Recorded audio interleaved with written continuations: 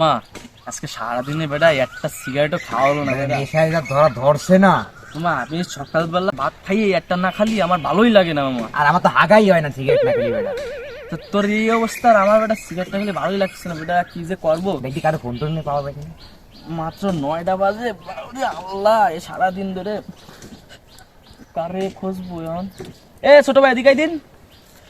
এই তো যন্ত্রটা পাওয়া গেছে। যাক কালি মনে হয় একটু হবে না আজকে না। এদিকে আয়, এদিকে আয়। বাইসতে বাহ ভাই দুইটা ব্যঞ্জন নিয়ে আসবা যায়। ওই দোকানটা বন্ধ, কোন দোকানে নিয়ে?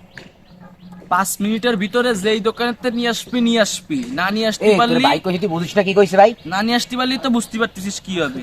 যা ভাই কই যদি আবার বেশি বুঝিস?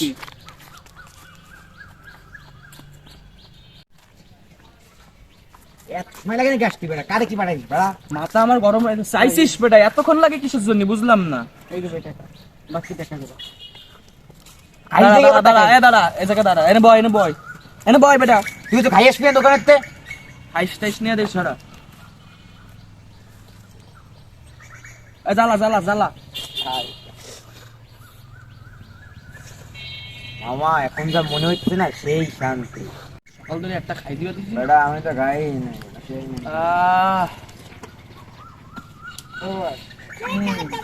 এই খাবি নাকি একটা?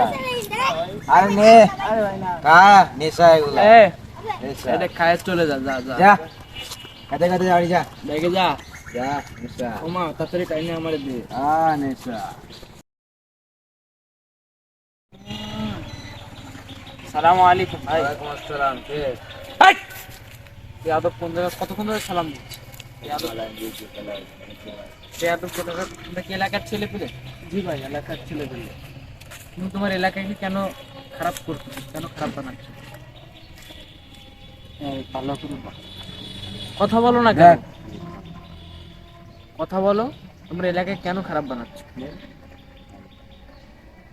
মাদক আসক্ত হয়ে নিজে তো ধ্বংস হচ্ছই, নিজে তো জাহান্নামের দ্বার প্রান্তে দাঁড়িয়ে রয়েছ, তোমার ছোট ভাইকেও তুমি নষ্ট বানাচ্ছ।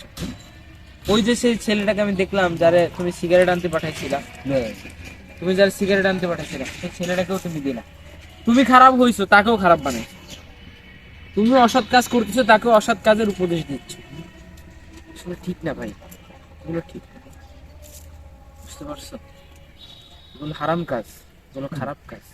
তোমরা যেখানে আসো এই এই অবস্থায় যদি তোমাদের মৃত্যু হয়, যদি এই অবস্থায় তোমরা মারা যাও, তোমাদের কি অবস্থা হবে, কি হালাত বলো?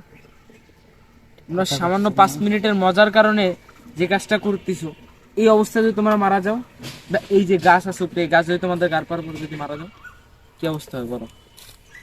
ঠিক কথা বলছিস না। কথা বলো, কি হবে?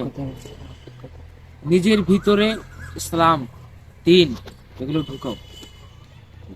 যে আল্লাহ কেন পাঠাইছে, কি জন্য পাঠাইছে। দেখো তোমার মতো হাজারো সুস্থ মানুষ তারা মাদ্রাসায় পড়ালেখা করতেছে, তোমার মতো হাজারো সুস্থ মানুষ তারা আবার গাঁজা খাচ্ছে, আবার তোমরা এইগুলো করতেছো।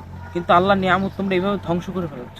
অথচ দেখো হাজারো পাগল রাস্তায় পড়ে আছে, কিন্তু ওরা শুধু মানুষের ক্ষতি করে না, মানুষের খারাপের দিকে ডাকে না। তাহলে তোমাদের থেকে কি বোঝা যায় একটা পাগলও ভালো? ভাই আমাদের ভুলটা আমরা বুঝতে পারছি। যাক শুকরিয়া, আলহামদুলিল্লাহ ভুল বুঝতে পারছি। কিন্তু তোমাদের কাছে অনুরোধ ভাই, তোমরা এই রাস্তা থেকে বের হয়ে আসো, এবং তোমার যে ছোট ভাইরা আছে তাদেরকেও তুমি এই রাস্তা থেকে বের করে এনে তাদেরকে তুমি দ্বীনের দাওয়াত দাও। মারা যাবে তো ইনশাআল্লাহ। ইনশাআল্লাহ ভাই, আসসালামু আলাইকুম। ধন্যবাদ ভাই, ধন্যবাদ। মাশাআল্লাহ নামাজটা পড়ে আসি ভাই। ভাই চলেন নামাজটা পড়ে আসি একসাথে। আজান দিয়ে দিছে, ভালো লাগে না। চল চল বাবা নামাজটা পড়ে আসি। কিছু বখাটে ছেলেদের জন্য এলাকা নষ্ট হয়ে যায়। এজন্য আল্লাহ তাআলা আমাদের যতটুকু বোঝানোর তৌফিক দান করেছেন, আমরা ততটুকু দিয়ে তাদের জন্য করব, যেন তারা দ্বীনের রাস্তায় আসে এবং আল্লাহ তাআলার দেওয়া বিধিবিধান মেনে চলে।